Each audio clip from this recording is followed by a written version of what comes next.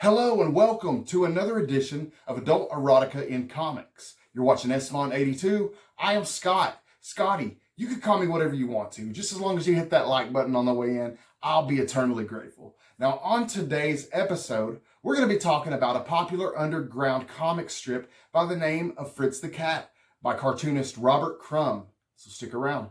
Now I feel like Fritz the Cat is a little bit more of a well-known series than some of the other ones that I've covered in the past in these videos, but for any of you wondering about Fritz the Cat and who the character is, now Fritz the Cat is a comic strip set in a city of anthropomorphic animals. Fritz, being the main character, is a tabby cat, and we follow him on his many adventures, which often involve sexual escapades. Robert Crumb created Fritz the Cat as a child and would make his own homemade comic books about the character.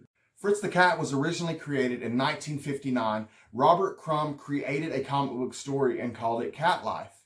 And the story was based on the experience of Fred, his family cats. He would appear the next year in a story titled Robin Hood, and by this point, Robert Crumb had developed the character into an anthropomorphic animal and gave him the name Fritz.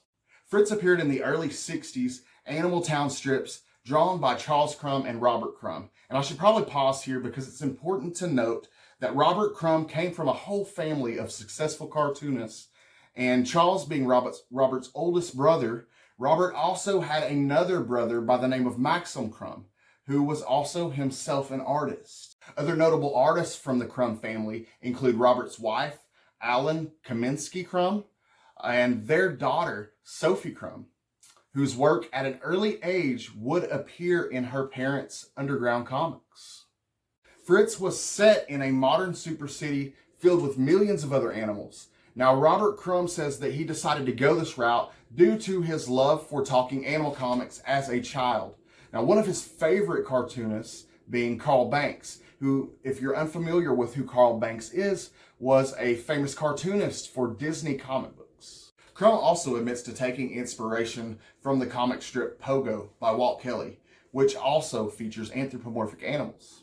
Now, Fritz is oftentimes self-centered and hedonistic, lacking morals and ethics.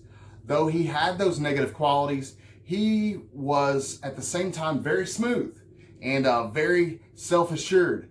These were characteristics that Robert Crumb himself lacked, and to a certain extent, Fritz was wish fulfillment, I guess you could say, for Robert Crumb, for great adventures, allowing for sexcapades and crazy experiences vicariously through Fritz. Crumb himself denies any personal attachments to Fritz the Cat, saying that he just really got into drawing the character.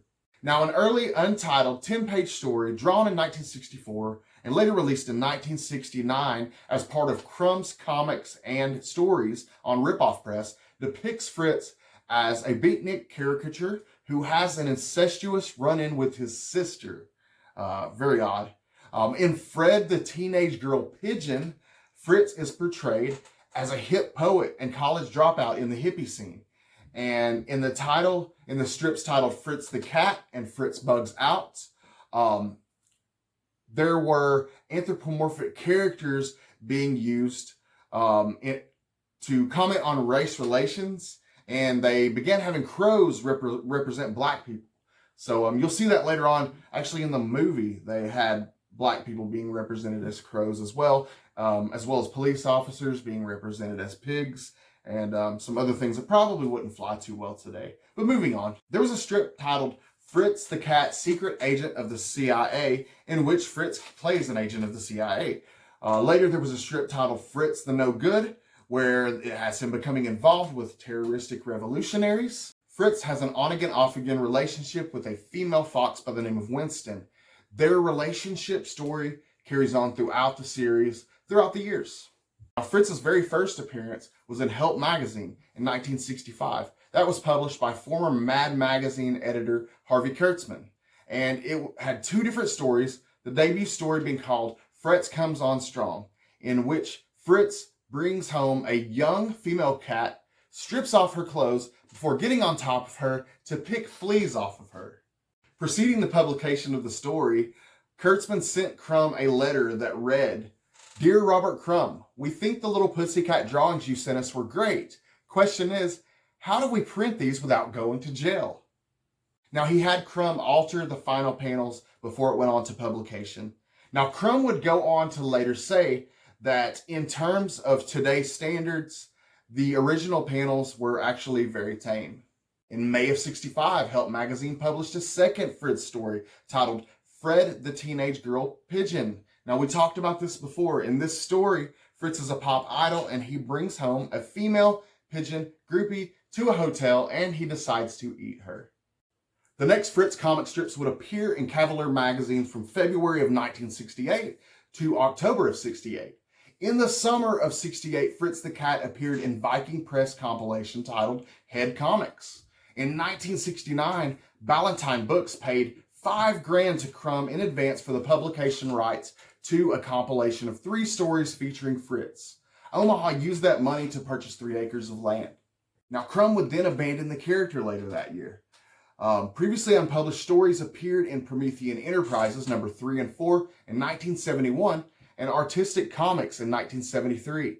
Fritz the Cat Superstar featured the death of Fritz the Cat, and it was published in the People's Comics by Golden Gate in 1972. Though there were many collected editions and unpublished drawings throughout the years, starting with the complete Fritz the Cat by Bellier Press in 1978.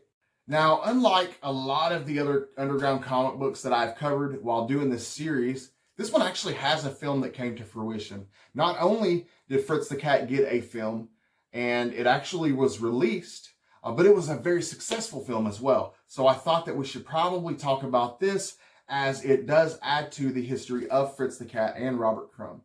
1969, New York animator Ralph Bakshi would come across a copy of Fritz the Cat. Now, he would be very impressed after reading, and he took it to producer Steve Krantz and told him that he thought that it would work great as a film. Now, they set up a meeting, and Bakshi met with Robert Crumb, and Robert Crumb liked the idea of going forward with a film. He left him with one of his sketchbooks as a reference, and but he had his doubts, though. He was unsure of the film's production and refused to sign the contract. So they were unable to come to an agreement after a few weeks of kind of going back and forth with different meetings. And Krantz was able to actually secure the film's rights by going to Crumb's wife, Dana, at the time, who actually had power of attorney. And so that's how they were able to get the rights and go through with the film. I'm not sure what entailed in that process, but Crumb was paid $50,000 and distributed the $50,000 over the course of the production of the film. And he also got 10% of Steve Krantz's proceeds, from what I understand. Now, Fritz the Cat would be made, and it would receive an X rating from the Motion Picture Association of America, being the first animated film to ever receive an X rating. And the film's distributor really capitalized on the fact that it had an X rating, using it and pushing it in all the promotion. It was released in April of 1972 simultaneously in both Hollywood and Washington, D.C., and would go on to be a huge worldwide hit, grossing over $100 million, and was the most successful independent animated film ever. Despite this, Crumb was unhappy with the final results. He disliked how the film presented the sexual content and politics. But regardless, it was a huge success nonetheless, breaking all sorts of records when it first came out. And what do you guys think of Fritz the Cat? Have you ever read Fritz the Cat before? Let me know in the comments. And I want to thank you guys for checking out this video and checking out this series so far. I've had so much fun learning about these different underground comics, learning about their creators, and putting together the series for you guys. And in turn, I hope that you guys are learning something as well and taking some knowledge away from these videos. I want to thank you for watching. Please hit that like button. Please make sure you're subbed up. And I'll have a new adult erotica in comic books dropping next Wednesday, 11 a.m. Eastern Time. Till then, peace.